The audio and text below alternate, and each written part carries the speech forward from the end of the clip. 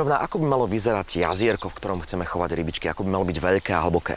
Veľkosť môže byť rôzna podľa toho, aké sú možnosti v záhrade, ale hĺbka by mala byť aspoň 80, v optimálnom prípade 120 cm. Aké by malo byť pH a teplota vody? No, teplota vody je taká, ako nám príroda v našich zemepisných šírkach umožňuje a podľa toho teda vyberáme aj rybky, čiže dávame rybky mierneho pásma, určite nie tropické rybky, ktoré sa dávajú do akvárií. pH optimálne pre rybičky je neutrálne okolo 7, 7,5 až 8. Už vyššie hodnoty pH sú dosť nepriaznivé aj pre rybky, aj pre rastliny a takisto príliš nízke pH môže byť nebezpečné. Čo výber rybičiek? Aké sú vhodné?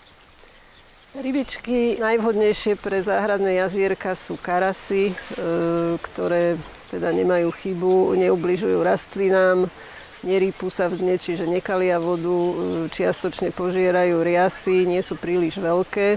Jedinou ich nevýhodou je, že sa často sami dosť premnožia, takže vtedy je dobré pridať medzi ne aj nejakú dravšiu rybičku, ako je napríklad jalec jaseň alebo jalec hlavatý.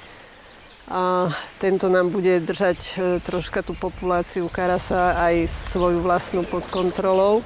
Takou ďalšou obľúbenou rybičkou je kapor koi, alebo teda farebné kapre, ktoré sú ale už teda v dospelom veku veľmi veľké a sú vhodné len pre ozaj väčšie jazierka a väčšinou vybavené aj dobrou filtráciou.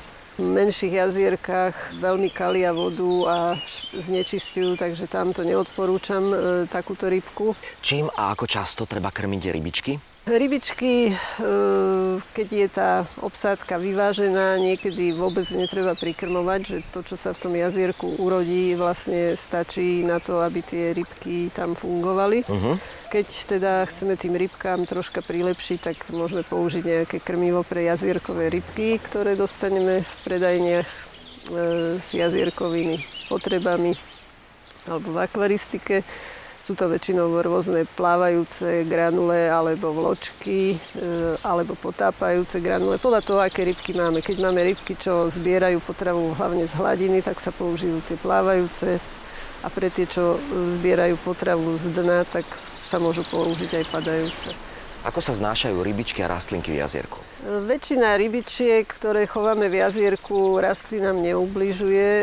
To som spomínala, najlepšie ten karas alebo jalec, jaseň a prípadne lieň. Kapor, keď je teda veľký už a nemá dostatok potravy, poškodzuje rastliny, hlavne tie mäkké pod vodou.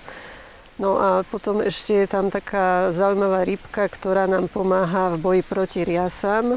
Je to podustva, ktorá vlastne sa živí takými krátkými nárastami rias a dokáže teda jazierko zbaviť týchto nepríjemných tiež rastlín.